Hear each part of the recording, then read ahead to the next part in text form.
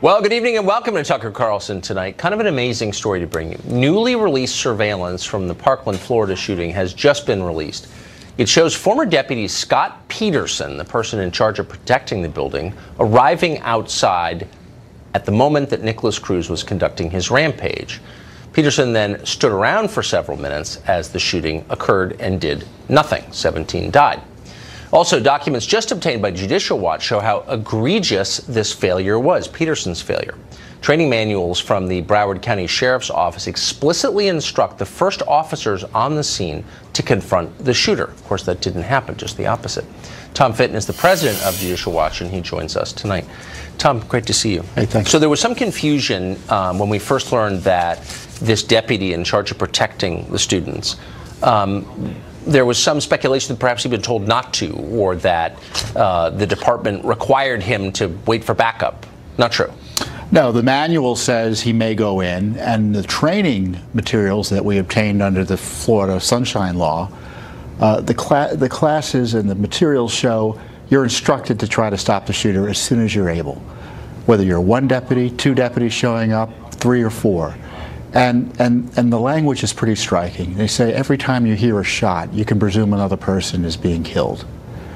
And so the instructions are to try to confront the shooter as quickly as possible, because the analysis was, after Columbine, as soon as the shooter is confronted by an individual who's armed, whether it be a police officer, a school security officer, or a civilian who's carrying a concealed weapon, the shooter engages, shoots back and forth, or commits suicide.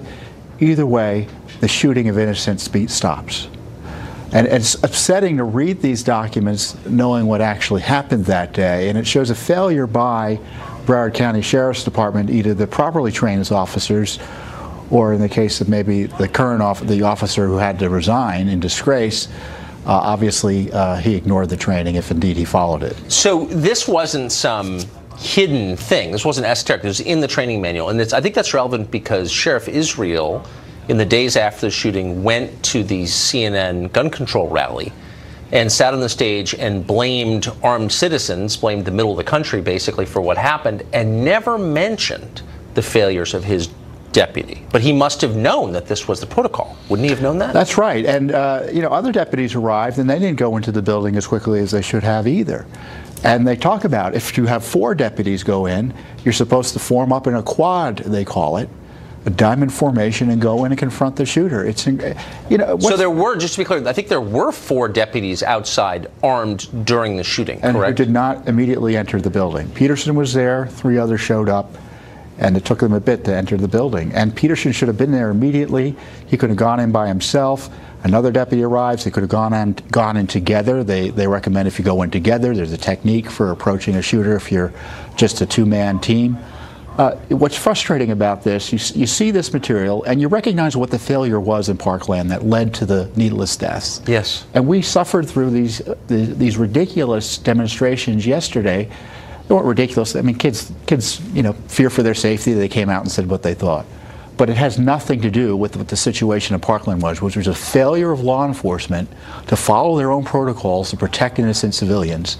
And on top of that, we now know about the FBI failing to follow up on tips. So the authorities failed to protect us, they lied about it and blamed us. That's right. And now the talk is with the politicians, we're going to take away guns. And it has nothing to do with protecting kids in schools. So rather than accept blame, they turn it outward on the population. They're incredible documents. And frankly, your viewers should go look at them. They're going to be pretty darn upset when they see what the training was, because they're going to see the training as being extremely informative. And my gosh, if it had been followed, lives would have been saved. Tom Fitton, Judicial Watch, thank you very much for that. You're welcome. Well, left-wing politicians turned out yesterday in large numbers to support the students who walked out of school to join anti-gun protests. New York Governor Andrew Cuomo prostrated himself literally before these new Red Guards while joining in chants borrowed from Latin American revolutionaries. Watch this. What do we want? Gun control! What do we want it? Now! What do we want? Gun control! What do we want it? Now! The students united will never be defeated! The students united will never be defeated! Enough is enough!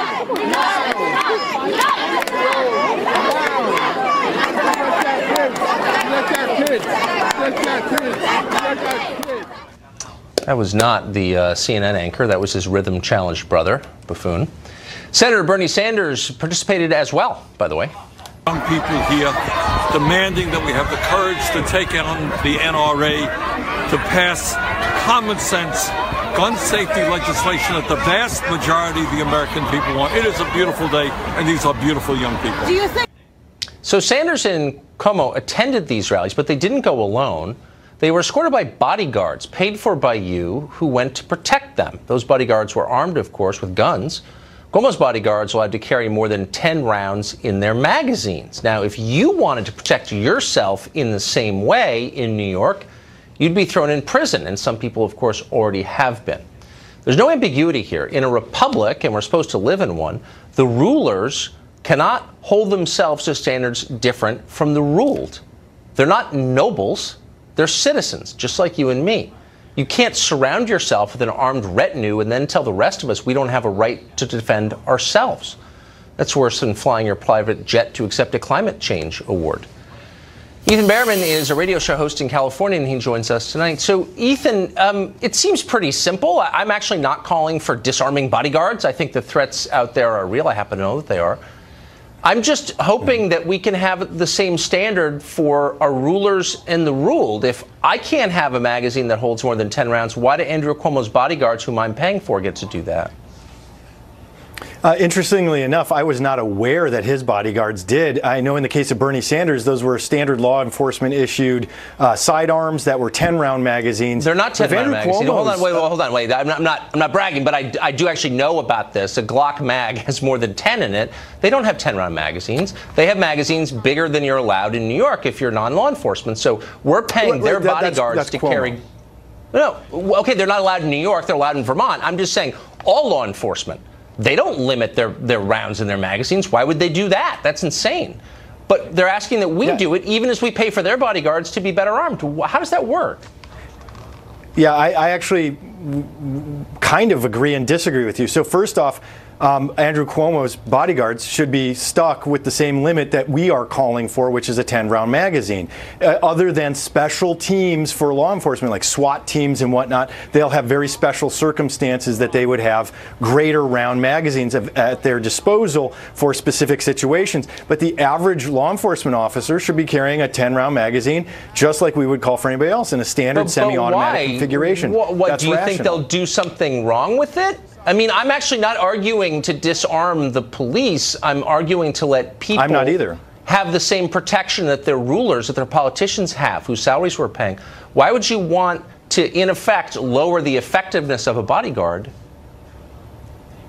Well, because what is the circumstance where you're going to need more than 10-round magazines? Better yet, here's the argument that actually a lot of my friends who are deeply into firearms make is larger than 10-round magazines have a higher percentage rate of jamming. You're actually hurting the opportunity of the law enforcement officer to do their job properly. Yeah, maybe. I mean, they're kind of experts on this question, though. I mean, I think your average cop knows a lot more about what makes an effective firearm than your average, in my case, cable news host. But let's let them decide. But can we just agree that politicians shouldn't be allowed to set one standard for themselves above the standard they require of everyone else? That's like a basic democratic principle the left used to be for, I thought. Yeah, and actually we do agree on that, and that's why I am saying that his bodyguards should be limited. If he is calling for 10-round magazine limits, and like you said in New York, that is the case, then the bodyguards should have that same limitation, which is a 10-round magazine. I agree with you. There is a hypocrisy that is happening there that I don't agree with either. But, I mean, this is universal. I mean, it's not just that. I mean, politicians of all kinds, ones you agree with and ones you don't agree with, have all kinds of people with semi-automatic carbines underneath their trench coats. I mean, they're very heavily armed. The government, including local law enforcement, has military vehicles. I mean, do you see what I'm saying? You're setting up a class of people who are cutting themselves off from the people they're supposed to be ruling in the most hypocritical possible way. I don't know. Why not just pass a law that says you can't pass any gun control that your bodyguards don't abide by? Would you be for that? We could just settle the argument right there. I mean, the bodyguard specifically, I don't agree with you on the local law enforcement. Local law enforcement is dealing with issues that requires them to have things like bear cats. We've seen them used very successfully now in a number of operations across the country. Local law enforcement and the state police powers require that the state have an opportunity to arm more like the military than your average citizen. Look, and by the way, Scalia said as much in the 2008 DC versus Heller that we can just simplify it? Can we simplify it? And I wonder if we get the Brady people and the Bloomberg people on board with this. No politician can vote for any piece of gun control legislation that he or she would not apply to him or herself. I mean, why wouldn't you do that? I'm all for that, 100%. Good. No, I actually totally agree with you on that point, that the politician should have to abide by what they're imposing on the rest of us. But I separate the police differently because you brought up the police. No, I mean, I think that's opportunities. probably a fair point. I think that's right. Really quickly, I don't know if you've got kids, but I think a lot of parents looked at what happened yesterday, even if they agreed with the gun control sentiments and said, you probably shouldn't be using kids as political props. Would you have been okay with it if teachers are bringing kids to some kind of right-wing march or pro-gun march or Milo Yiannopoulos march? Would that have been okay with you? Well, so interestingly enough, I don't want teachers necessarily doing that. I want them to teach the background. I want them to teach a history, maybe explain what's going on. But I want the kids to do it on their own. And actually here in California, it was mostly the kids doing it on their own. And I fully support them speaking out, defending their idea of being safe in their educational facilities. All right. Ethan Behrman, great to see you. Thanks for coming on. Former FBI Director Andrew McCabe is just days from retirement. He could be canned before he retires. Does he deserve that? That story is next with details.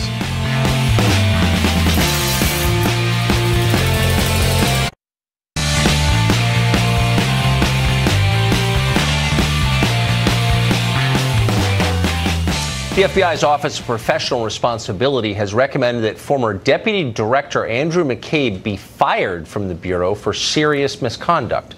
According to news reports, the recommendation comes because McCabe authorized disclosing sensitive information to reporters, leaking illegally, and then lied to investigators about it when they asked.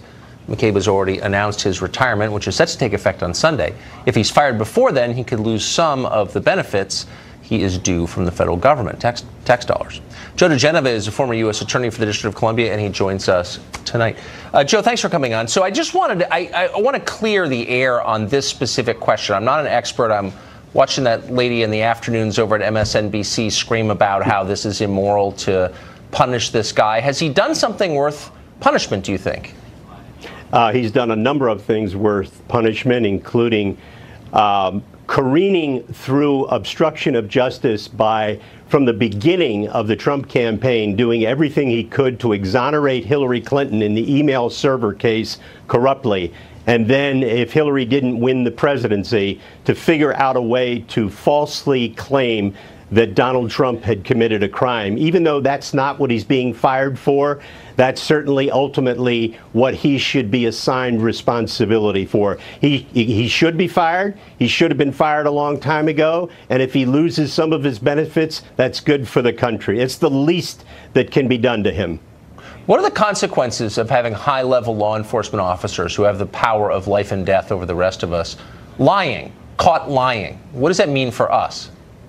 It means that the system of equal justice has been rent asunder by the conduct of James Comey, America's best-known dirty cop, Andrew McCabe, and others, including senior Obama administration Justice Department officials.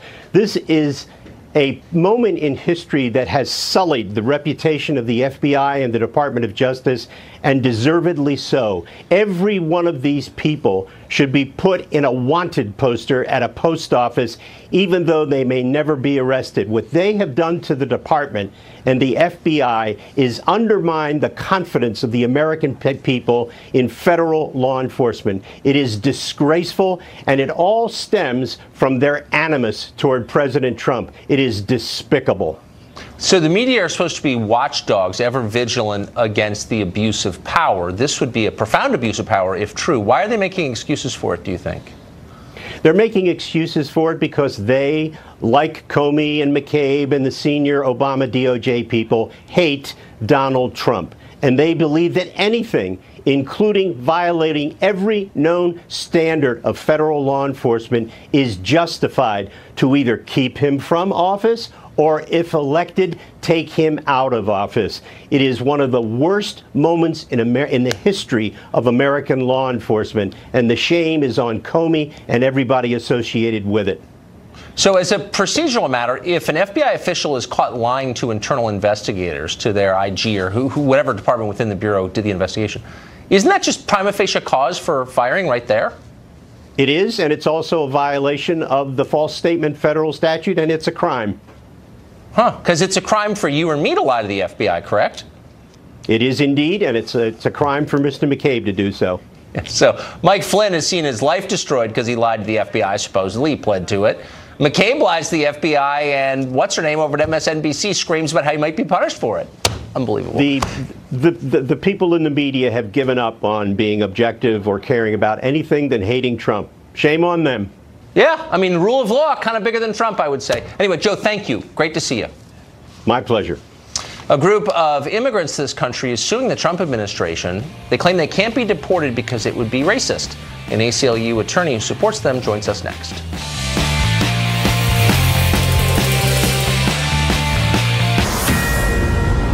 This is a Fox News Alert. I'm Trace Gallagher. Tragedy striking at Florida International University in Miami, where a just-installed pedestrian bridge came crashing down onto a busy street below. Local officials now say at least 4 people are dead, but right now there is still not an official death toll. A doctor at the Kendall Regional Medical Center says they received 10 injured people. 2 of them are in extremely critical condition. A frantic search for survivors remains underway, with rescuers using everything from canines to heavy equipment and cranes to make contact with anybody who might still be trapped beneath that bridge. The National Transportation Safety Board is at the scene and is in the process of launching a full investigation on this. We will keep you updated. Stay with Fox News Channel for breaking details on the Miami bridge collapse. If news breaks out, we'll break in. I'm Trace Gallagher. Now back to Tucker Carlson Tonight. Well, in the last year, and this is a relatively new thing, the American left has united behind a new theory of citizenship in the United States. Anybody from around the world can come here for any reason. And once they're here, they never have to leave, no matter what the original justification for being here is. And if you disagree, you're a bigot. The U.S. has a designation called temporary protected status for immigrants from certain countries. We have this because we're a kind country. We try to help. The status is supposed to be a short-term measure, letting people remain in the U.S. if their country suffers a calamity, like a natural disaster, an earthquake, flood, whatever. This program has been around for a long time, and it has been badly abused. El Salvador, for example, received TPS in 2001 after a series of earthquakes. It still has it today. 1/3 of all Salvadorans on the globe now live in the United States. Honduran immigrants have enjoyed temporary status since 1998. Haitians have had it since 2010. The Trump administration has said, geez, this is supposed to be temporary. Let's make it temporary and let the status of some countries expire. Well, in response, the left is revealing what they really think about temporary. They were actually permanent all along. With the support of the ACLU, several immigrants are suing the Trump administration, saying they can't be deported. They claim that the president has described some countries as terrible places to live, therefore he's a bigot. Never mind, the entire justification for letting immigrants come here in the first place is that their countries were terrible places to live. The only thing that matters is this single principle to the left. Anybody can live in the U.S. and they should never be forced to leave, ever. We think that's the principle, but to explain it to us, Ahilan Arul Anandan is legal director of the ACLU of Southern California, and he joins us tonight. Ahilan, thanks for coming on. Thanks for having me, Tucker. So there's an obvious internal contradiction here, which I'm sure you've pondered before, which is these plaintiffs whom you're representing are saying that it was bigoted of the president to describe certain countries as hellholes, crappy places to live, and yet the justification for their being here anyway and not returning is that those countries are exactly what President Trump said they were. So how does that work? Yeah, I don't think that's quite how we see it, Tucker. You know, I think the government can create a temporary program for people to say 6, 12, even 18 months. But these are countries where people have been lawfully residing here under this U.S. program for almost. All we're saying is that when the government then wants to change the program and take away their status, tear apart their families, their U.S. citizen children who've been here or in high school, it has to have a very good reason to do that. and they don't have obviously a very good reason here. There was a bipartisan. May I just say that, but hold on, isn't the reason itself inherent in the program? It was a temporary. This wasn't permanent resettlement of people who wanted a better standard of living. Well, we've done that for a lot of people, but this specific program was to say your country's a disaster. You can come here till it's better. 1/3 of all Salvadorans on planet Earth now live in the United States. So there's been a massive resettlement here. Why is it unfair to hold them to the standards we agreed on in the first place? Well, two things, Tucker. First, it's not a question of whether or not you can have a good reason to terminate it. The question is, did the government actually have such a reason here? Right. So we know that there was a bipartisan proposal, Republicans and Democrats, that proposed to the president granting permanent residence to these people because they've lived here so long, and he rejected that in this meeting where he made this comment that I don't know if I'm allowed to say this. That well, don't. I mean, everyone knows what. But hold on, that's not relevant actually, because none of that became law. So he had a conversation with someone. It didn't go through the Congress. No executive orders were issued. So it's not really material to the statutes on the book now, which describe a temporary program, and you're saying that it can't be temporary because why?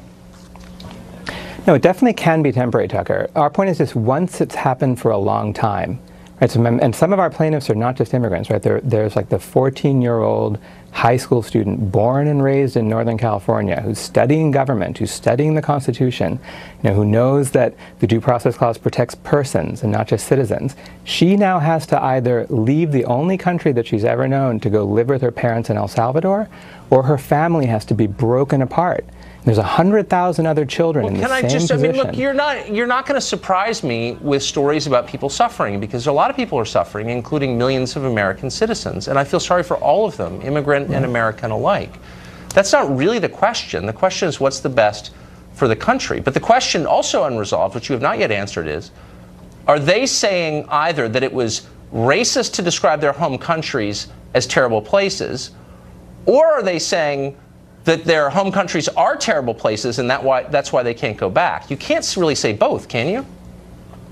No. I think the position in the lawsuit, and certainly if you look at the designations that supports this, is that the justifications for granting temporary protected status to people from El Salvador and Haiti and Sudan and Nicaragua remain in place today. The countries continue to be racked by violence. But about Trump's, so Trump's comments, the ones that were reported, and we don't really know exactly what he said, but I'm willing to believe he said that because it's true. By the way, a lot of these countries are hellholes. Are you taking issue with that? Are you saying that it's wrong to call Haiti a hellhole, but no one here from Haiti can be returned to Haiti because it's a hellhole? I mean, will you just engage with that core thing? Right. Yeah. No, Tucker. That the president is reported to have said is that we don't want people from these asshole countries, right? And so it was an expression of animus against them. And it's not the only statement. I mean, the president has made many statements about everybody from Haiti has AIDS. I don't want to go through them all, but a number of really derogatory statements against people from these countries. Okay, but who cares? Why is that relevant? Look, we just engaged with this fact: 1/3 of all Salvadorans in the world live in the United States. So it's not like we have special animus towards Salvadorans. 1/3 of their entire population lives here. It's kind of hard to argue that we're racist against Salvadorans, isn't it? No, it's not about in fact, America is not, as a whole, racist against it. And we have a long history of people from China after Tiananmen Square, from Hungary back in the 50s and 60s after the problems there, people obviously from Central America as well, that we have allowed welcome to this country because of the problems that are existing in those countries. But and the problem 20 here years is not people temporary. Want to do. Exactly, Tucker. And if the government had ended this program, as they did, for example, with the Ebola temporary so if we hadn't been so statuses nice, we wouldn't be punished for it. Wait, you just perfectly crystallized the whole problem with our country and Western civilization itself. If we hadn't been so nice, we wouldn't be under attack now. We're being sued because we made the mistake of being kind to immigrants. That's what you're arguing. Well, no, I think we've sued because when the government wants to tear a set of families apart, we're talking about American children, school-age children, it has to have very good reasons for doing that. But we don't think the government has shown. Okay, if they're not asshole countries, then it's not so terrible to go home. Right, I get it. I'm sure they're nice. I think these are fair questions. We're out of time, and but thank you for coming on and explaining that. I appreciate it. The friendly skies are not so friendly for dogs. Dogs are dying on airlines. Not enough people care. We do care. We're going to investigate that next. Dogs are dying on commercial airlines. United Airlines is apologizing after a flight attendant forced a woman to put her dog into an overhead bin, and the dog suffocated there and died. Meanwhile, another family had its dog shipped to Japan by mistake. It's not clear if this is a problem particular to United Airlines, but according to the most recent statistics, of all major airlines, they were responsible for 3/4 of all dog deaths. Mark Stein is an author and columnist and dog lover. Cheryl Casoni is a former flight attendant and obviously an anchor now for Fox Business. They both join us. Thanks both for coming on. Cheryl, first to you. You were a flight attendant. Yeah. Can you imagine yourself telling a patron, a customer, to put her dog in an overhead bin? Never in a million years would a flight attendant, I believe, knowingly put anything living or breathing in an overhead bin. You just don't do that. That is absolutely not what is happening. I do believe the flight attendant did not hear when they were saying it was a dog. I don't think this flight attendant knew that they were putting a dog into an overhead bin. There's no circulation. There's no air in those overhead bins. And I also don't think that the flight crew heard the dog barking, even though passengers say that they did. Yeah, I wonder why no one stood up and freed the dog. But I think that's probably a completely fair point. Mark, what does this tell us about air travel or dogs or American society? What are the bigger lessons here? Well, I think one of the lessons is that air travel is the most controlled environment in any free society. I take, for example, what Cheryl said. It might well be true that the flight attendant did not hear what the passenger was saying, that there was a dog in the carrier. But in that case, and it might well be true that the flight attendant did not hear any barking. But then again, you have to think, well, would that mean she wouldn't hear the guy going Allahu Akbar? She wouldn't notice the sound of him striking the match as he attempts to light his shoes. We have turned an air travel into the most controlled environment in a free country. And as a result, and I don't absolve the flight attendant quite as thoroughly as Cheryl does, but I think what's really disturbing here is the behavior of all the passengers, including the dog owners. No passenger, I say this, I mean, I get so annoyed about this story. I have a dog who's very sick and has required specialized treatment at Tufts and up in Montreal and down at some place in Pennsylvania. And the thought that if I'd carelessly made the mistake of flying to Philadelphia, this could have happened to my beloved dog, terrifies me. If you hear a dog in a compartment, you don't record it on your cell phone. You don't tell a reporter afterwards that you heard barking. You stand up like a free-born citizen and you liberate that animal. And Tucker, you risk being fined by the FAA. But wait a minute. Interference with the flight crew, that is a federal offense. The FBI is going to be right there at the end of the flight to take you out. I mean, look, how many times have we seen people dragged off planes? Hold on. Let me just ask you this. And you may be entirely right, but since you've lived this, worked on an airline, do you really think if a dog barked in the middle of the flight and someone stood up and, as Mark said, liberated the dog, the FBI would arrest that person? No, of course not. What I'm saying is that passengers are afraid. Yes, no, you're right. You're afraid of being arrested. You're afraid of ending up on video. Look at what happened with United and the doctor last year that was dragged off the plane. They also are responsible for the death of a huge pet rabbit. I mean, they've got a horrible record with animals. 18 deaths last year of the 24 that were recorded in the entire industry were on United Airlines planes. But again, passengers are afraid, Tucker, because you know what the fine could be? Even the civil penalties could go up to $250,000 if you interfere with the flight crew. People were afraid. I think this mother and daughter were scared to say anything, and I think the passengers were as well. That's why we have to end this, Tucker, because we're training human beings, we're training free-born citizens to behave like domestic pets, docile and spayed. Because we're frightened that if we point out there's a dog in the overhead bin, then we'll be dragged off in manacles and subjected to the TSA or whatever. At a certain point, you know, this is the post-9/11 environment, as a result of which we still let in guys who run down people on the New York bike path and blow up Christmas parties in San Bernardino, but we shuffle shoeless like animals Generally speaking, if you see someone without shoes in public, it's an animal.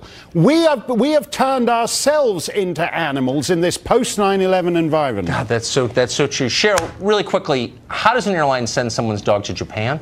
Well, yeah, that's United is also being criticized today because they got two dogs mixed up. They think it happened on the tarmac in Denver when the dogs were taken off the planes. They switched them by accident. This is the dog. Ergo, this dog went to Japan instead of going to Kansas City. That dog, by the way, is right now being flown first class back to the United States by United. So first class on United, isn't that good? The record is not good, Tucker. It is not good. United and that CEO need to deal with this. I mean, society now. really is judged by how it treats its dogs, I think. That's why we're better than Pakistan. Thank you both. That was great and deep. Mark, Cheryl, appreciate it. Thanks, Tucker. Time for final exam. Have you been paying attention to all the news this week? You can pit yourself against our news experts to find out. That's coming up next. Two news professionals against one another to see who has done a better job of staying informed. Tonight, Fox Chief National Correspondent Ed Henry, a perennial champion. He's won 3 matchups in a row. That puts him 1/3 of the way to matching Shannon Bream's run of dominance last year. His challenger this week is Fox News national correspondent Lauren Blanchard. And it's nice to see you, Lauren. Thank you for having me. Putting me in my place. What do you mean in your place? It's not even close to what Shannon Bream did. A little context here. Shannon did this. I know Shannon's kind of the platonic ideal. Okay, you know the rules. I'll just explain them to you and for our audience who doesn't. Hannah buzzers. I ask the questions. The first one to buzz in gets to answer. You have to wait until I finish asking the question, however, in order to do so. Every correct answer is worth 1 point. You get a little wrong, you lose a point. Best of 5 wins. Are you ready? Let's do this. All right. Good luck to you. Good luck. Question 1. This is multiple choice now. President Trump was in California this week to look at some border wall prototypes.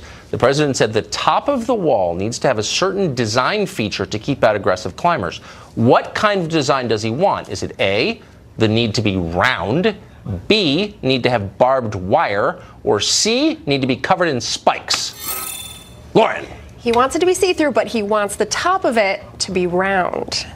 A. Not with broken wine bottles. Not with round. Not with broken okay, wine we're going to go to bottles. the tape and see if you've been paying attention. To the tape. The round piece that you see up here, or you see more clearly back there, the larger it is, the better it is because it's very hard to get over the top. It's really deterrent from getting over the top. Correct. Who would think? Who would think? But getting over the top is easy. These are like professional mountain climbers. You know who would think? Lauren Blanchard would think. So you got that right. Wow, nice. I Okay. feel like she did a piece on this. I'm on Twitter a lot. Question 2, another multiple choice. Hillary Clinton was in India this week, and she's still pretty upset about the election results. She told an audience that she was well on her way to winning over all the white women, but she lost them because of the shady dealings of one man. Who was that man? Was it Russian President Vladimir Putin? Was it former President Barack Obama? Was it former FBI Director Jim Comey? Ed Henry. C. Comey. Comey. It could, by the way, it could have been any of them. Right. And at different times, it probably was any of them, according to Hillary. But here's what she said in India. I was on the way to winning white women until former director of the FBI, Jim Comey, dropped that very ill-advised letter on October the 28th. We're being told she's going to jail. You know, you don't want to vote for her. You know, it's going to be terrible. You can't vote for that. All right. See, I thought honestly it was either the Trilateral Commission or Vladimir Putin who tanked her with There white really women. were one of 70 different Yeah, answers. that's exactly right. But you picked the right one for the purposes of our show. Question 3. Despite countless violent lyrics and past gun charges, which rapper blasted American gun owners anyway at a Sunday awards show? Lauren Blanchard. From my home state of Michigan, Eminem. Eminem. Wait, he's got gun charges, but he attacked gun owners. Can that be true? Let's find out. Home country is going nuts, and NRA is in our way. They're responsible for this whole production. They hold the strings to control the puppets.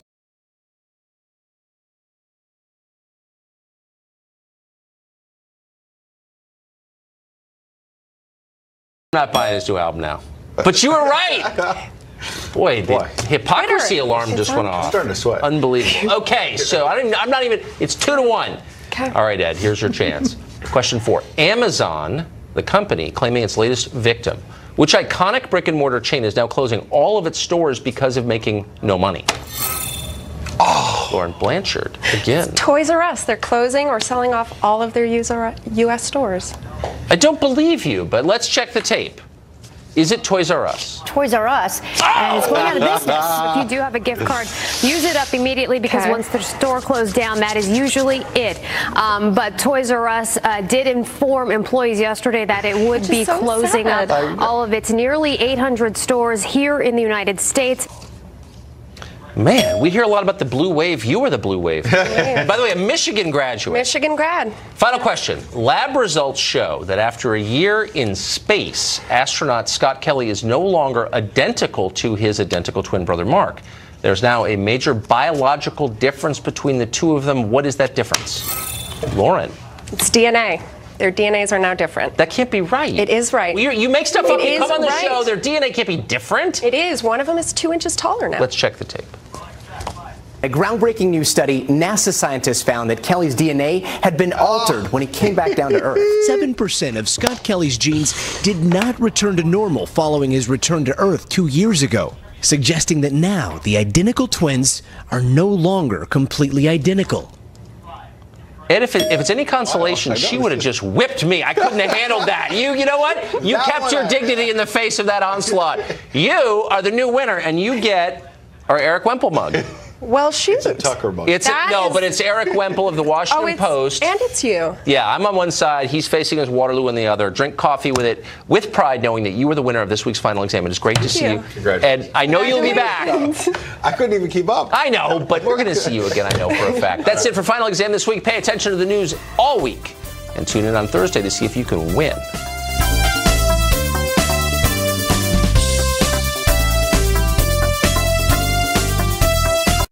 Two news professionals against one another to see who has done a better job of staying informed. Tonight, Fox Chief National Correspondent Ed Henry, a perennial champion. He's won 3 matchups in a row. That puts him 1/3 of the way to matching Shannon Bream's run of dominance last year. His challenger this week is Fox News national correspondent Lauren Blanchard. And it's nice to see you, Lauren. Thank you for having me. Putting me in my place. What do you mean in your place? It's not even close to what Shannon Bream did. A little context here. Shannon did this. I know Shannon's kind of the platonic ideal. Okay, you know the rules. I'll just explain them to you and for our audience who doesn't. Hannah buzzers. I ask the questions. The first one to buzz in gets to answer. You have to wait until I finish asking the question, however, in order to do so. Every correct answer is worth 1 point. You get it a little wrong, you lose a point. Best of 5 wins. Are you ready? Let's do this. All right. Good luck to you. Good luck. Question 1. This is multiple choice now. President Trump was in California this week to look at some border wall prototypes. The president said the top of the wall needs to have a certain design feature to keep out aggressive climbers. What kind of design does he want? Is it A, the need to be round, B, need to have barbed wire, or C, need to be covered in spikes? Lauren. He wants it to be see-through, but he wants the top of it to be round. A. Not with broken wine bottles. Not with round. Not with broken okay, wine we're going to go to the tape and see if you've been paying attention to the tape. The round piece that you see up here, or you see more clearly back there, the larger it is, the better it is, because it's very hard to get over the top. It's really deterrent from getting over the top. Correct. Who would think? Who would think? But getting over the top is easy. These are like professional mountain climbers. You know who would think? Lauren Blanchard would think. She got that right. Wow, nice. I feel Okay. like she did a piece on this. I'm on Twitter a lot. Question 2, another multiple choice. Hillary Clinton was in India this week, and she's still pretty upset about the election results. She told an audience that she was well on her way to winning over all the white women, but she lost them because of the shady dealings of one man. Who was that man? Was it Russian President Vladimir Putin? Was it former President Barack Obama? Was it former FBI Director Jim Comey?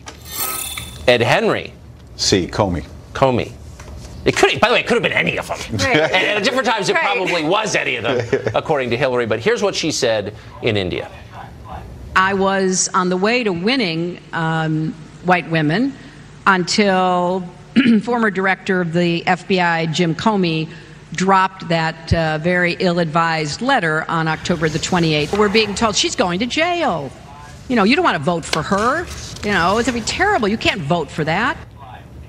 All right. See, I thought honestly it was either the Trilateral Commission or Vladimir Putin who tanked her with. There really were one of 70 different. Yeah, answers. that's exactly right. But you picked the right one for the purposes of our show. Question 3. Despite countless violent lyrics and past gun charges, which rapper blasted American gun owners anyway at a Sunday awards show? Lauren Blanchard. From my home state of Michigan, Eminem. Eminem. Wait, he's got gun charges, but he attacked gun owners. Can that be true? Let's find out. Home country is going nuts, and NRA is in our way. They're responsible for this whole production. They hold the strings to control the public.